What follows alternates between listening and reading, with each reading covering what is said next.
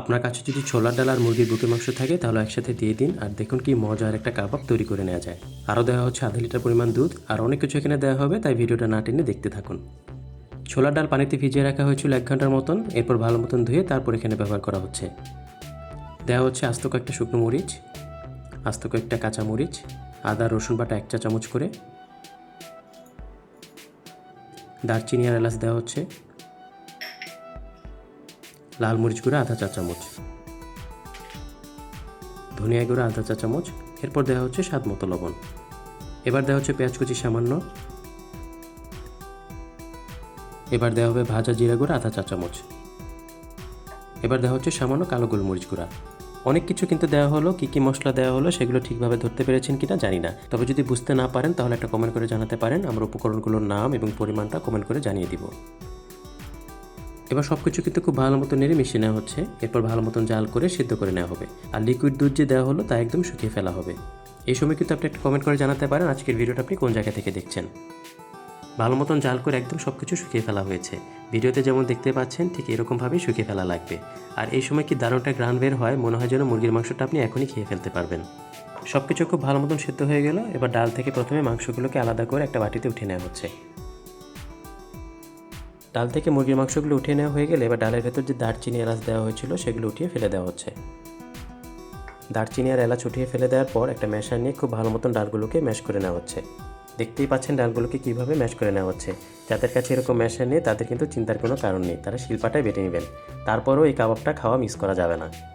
ডালগুলো ম্যাশ করে নেওয়া হয়ে গেলে এবার মুরগির বুকের মাংসগুলোকে হাত দিয়ে এভাবে ছিঁড়ে হাড়গুলোকে ফেলে দেওয়া হবে। মুরগির মাংস দিয়ে কিন্তু অনেক দারুণ দারুণ রেসিপির ভিডিও আমরা এর আগেও শেয়ার করেছি, চাইলে আপনারা দেখে নিতে পারেন।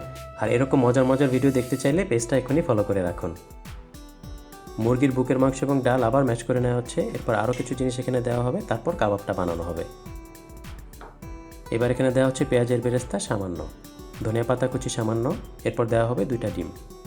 এই কাবাবটা কিন্তু অন্য সব কাবাবের সাথে থেকে একটু ভিন্ন রকম হয়। আপনি যদি একবার খান দেখবেন আরও অনেকবার এই কাবাবটা খেতে ইচ্ছে করবে। ডিম দেওয়া হয়ে গেল, এবার কোনো ম্যাশার বা অন্য কিছু নয়, হাত দিয়ে খুব ভালো মতো সব কিছু মাখিয়ে নেওয়া হচ্ছে। আপনাদেরকে বলে রাখা ভালো, এই কাবাবটা কিন্তু আপনারা বানিয়ে ফ্রিজে রেখে খেতে পারবেন প্রায় 1 মাসের মতন। তারপর শুধু ভেজে ভেজে খেতে পারবেন যখন মনে চাইবে ঠিক তখন।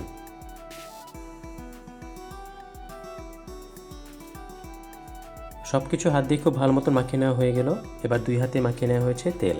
এরপর পরিমাণ মতন কাবাবের মিশ্রণ নিয়ে হাত দিয়ে এভাবে একটা বলের মতন বানিয়ে নেওয়া হবে। এরপর হাতের তালুতে রেখে একটা চাপ দিলে কাবাব তৈরি হয়ে যাবে। ভিডিওটা লক্ষ্য করুন, খুব সহজেই কিন্তু এই কাবাবটা বানানো যায়।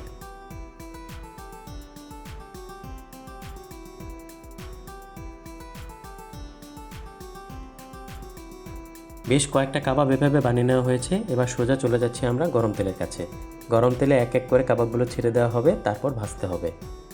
অনেকেই কমেন্ট করে থাকেন কাবাব ভাজার সময় নাকি তাদের কাবাবের শেপটা ঠিক থাকে না, ভেঙে যায় অথবা গলে যায় তেলে ভাজার সময়। এই কাবাব ভেঙে যায়, শেপ ঠিক থাকে না, এর কারণ হচ্ছে গরম তেলে কাবাব দেওয়ার সাথে সাথে নাড়াচাড়া করা যাবে না। কাবাব ভাজার আগে তেলটাকে খুব ভালো মতন গরম করে নেওয়া লাগবে। এরপর কাবাবগুলো তেলে দিতে হবে, চুলার আঁচ বাড়িয়ে রাখতে হবে আর এক পাশে ভাজা হয়ে আসতে দিতে হবে। এরপর উল্টিয়ে কিছুক্ষণ অন্য পাশে ভাজবেন, তারপর উঠিয়ে ফেলবেন। দেখবেন কি সুন্দরভাবে ভাজা হয়ে আসবে, একটুও ভাঙবে না।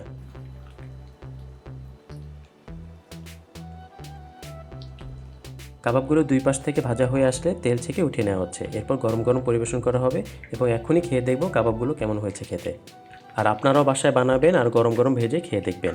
আজকের মতন এখানেই শেষ করে দিচ্ছি, ফিরে আসছি পরবর্তী রেসিপির ভিডিওর সাথে। সেই পর্যন্ত সবাই ভালো থাকবেন, হাসি খুশি থাকবেন। আল্লাহ হাফেজ।